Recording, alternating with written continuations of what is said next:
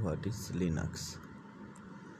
মূলত লিনাক্স হচ্ছে free open source operating system, যেটা Mac OS, Windows OS, ISO এর সিমিলারিটি। এটা ডেভেলপ হয়েছে 1991 সালে লিনাক্স এর হাত ধরে। এরপরে বিভিন্ন প্রকার ডেভেলপিং হয়ে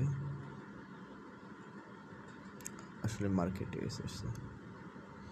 অনেকগুলো ডিস্ট্রিবিউশন রয়েছে, অনেক লিস্ট অফ ডিস্ট্রিবিউশন রয়েছে লিনাক্সের।